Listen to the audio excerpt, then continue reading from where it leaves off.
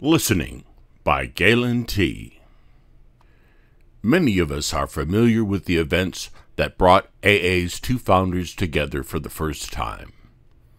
On May 11th of 1935, Bill found himself pacing back and forth in the lobby of the Mayflower Hotel in Akron, Ohio. At one end of the lobby was a bar, and at the other a public phone.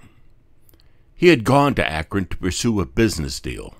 The deal had fallen through, and Bill, several months sober, wanted to drink.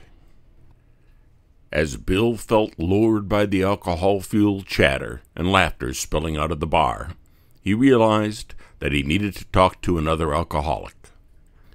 So he went to the phone and, after a number of calls, connected with a local resident, Henrietta Sieberling.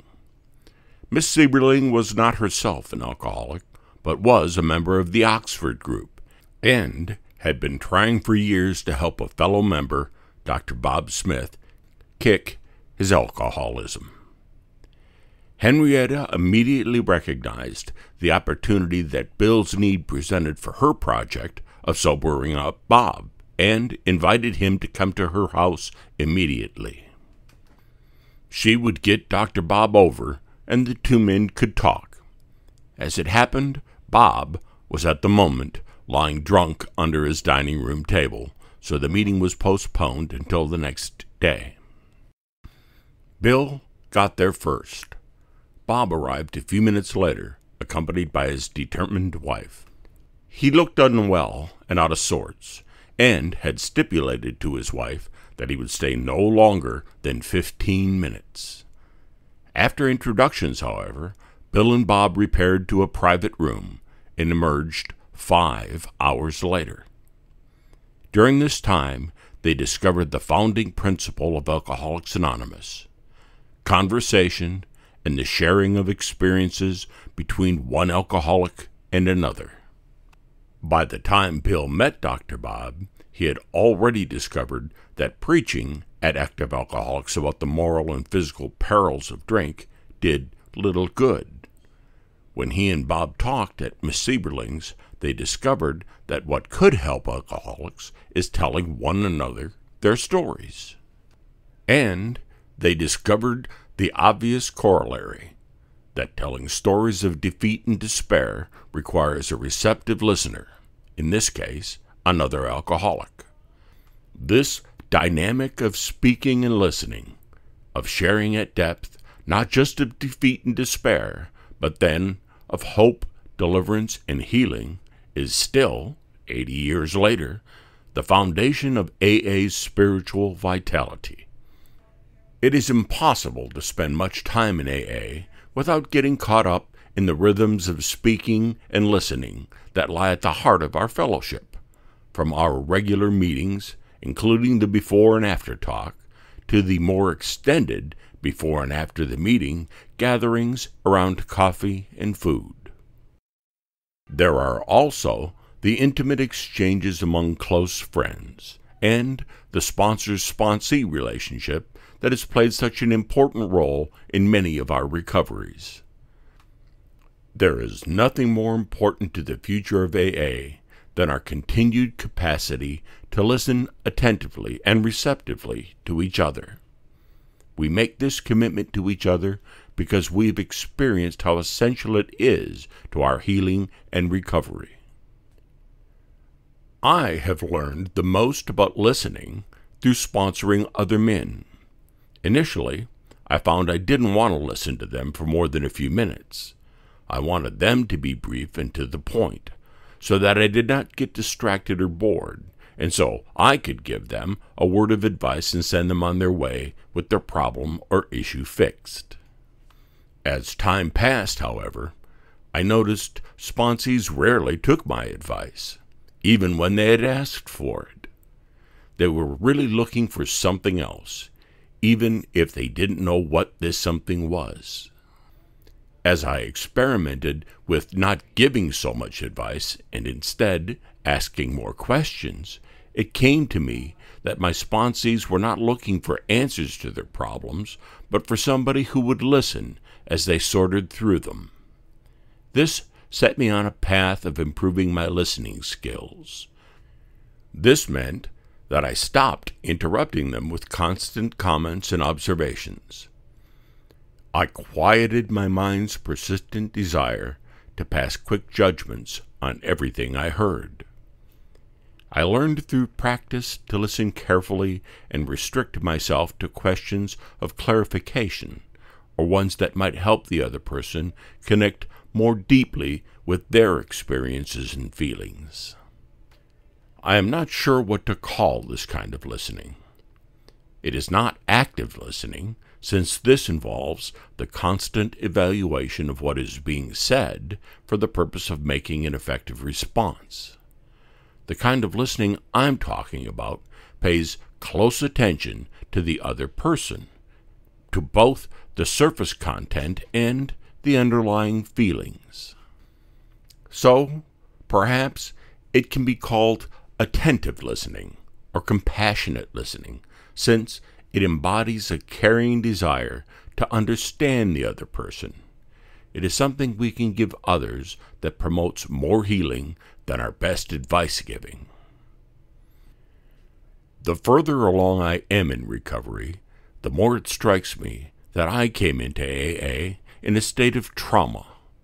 My trauma was not as severe as that borne by people who've been physically and sexually abused. But when I walked into my first meeting, my life was crashing in on my family and me. I had lost my job, my career, and my house. I was a self-confident person who suddenly realized that he did not know how to live.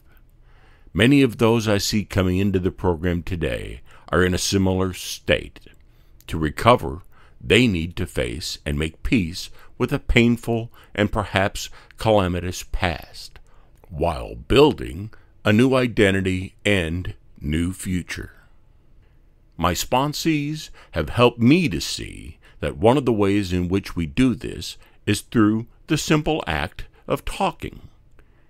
Personality psychologists call it narration, and have written about how we all deconstruct the past and construct our future through verbal expression. Experts in the healing of serious trauma agree that after establishing basic conditions of safety, the survivor needs to tell her story. Not necessarily everything in one sitting, but eventually. As Judith Herman says in her classic Trauma and Recovery, quote, completely in depth and in detail, end quote. This telling of traumatic events from the past needs to be accompanied by a re-experiencing and expression of emotions. The verbal articulation of her story transforms the traumatic material so it can be integrated into the survivor's life and form a springboard rather than a block to future growth. In the case of severe trauma, this work usually needs to be done with highly trained professionals, and even the lesser traumas most of us bring into recovery can benefit from therapeutic help. But our relationships within the fellowship, whether with friends or a sponsor, can also help us to recount and integrate painful events from the past, often through thorough step work. We clear away oppressive guilt and shame from the past and identify self-destructive patterns that have hobbled us for years. We can then move to integrate the lessons of the past and put them to use in helping others. This happens through talking and being listened to. Through conversation, we shed an old identity and build a new one on a different foundation. Most contemporary personality psychologists agree that ingredients or levels make up the human personality. First, we all have dispositional traits. These are fairly fixed features of our makeup, such as extroversion, playfulness, orderliness, and so on. The second level is comprised of characteristic adaptations. These are more fluid and include interests, attitudes, coping skills, and relational styles. But neither of these levels speaks to the question of individual meaning and purpose in our lives, human life, the unique particularities that make us who we are. This third level, that of narrative identity, is forged by the stories we tell ourselves and others about our lives. Through the out-loud spoken narration of our stories and lives to one another, we make sense of who we are. We process the significance of the past into our ever-evolving present and define our future by narrating to each other both our past and present. This is how we give our lives meaning and direction. Developing a narrative identity is a critical part of healing for people emerging from all kinds of trauma, including that of addiction, and whose sense of self is fragmented and diffuse. It takes place through talking, and so depends on the availability of people who can listen with patience and compassion. Through talking and being listened to, we process reality and give structure, meaning, and purpose to our lives and the lives of others. Empathetic listening does not come naturally to most of us. It leaves us exposed and vulnerable to the pain and struggle of others and the messiness of human life. Daily meditation helps, as does the intentional cultivation of compassion for people we don't like. Today, our willingness and capacity for listening is challenged by the ever-beckoning lure of contemporary communications technologies, especially the cell phone. It is not just that we can fall into using these gadgets instead of paying attention to those around us. Sherry Turkle, a research psychologist and technologist at MIT, in her most recent book, Reclaiming Conversation, shows how our obsessive relationship with technology fosters self-absorption, turns us in on ourselves, and degrades our capacity to attend to and care for others. With these increasing challenges to listening and meaningful human conversation, perhaps AA can be a beacon of light, persistently reminding us that the intimacy and growth that all humans crave is bound up with our readiness to lend our ear and our soul to the person next to us. When I feel my energy and attention lagging and want to hand out advice in empty platitudes, I sometimes turn to the words of educator and philosopher Parker Palmer, who writes eloquently about the value of listening and presence. Quote, "Here's the deal. The human soul doesn't want to be advised or fixed or saved. It simply wants to be witnessed, to be seen, heard, and companioned exactly as it is. When we make that kind of deep bow to the soul of a suffering person, our respect reinforces the soul's healing resources, the only resources that can help the sufferer make it through. There's the rub.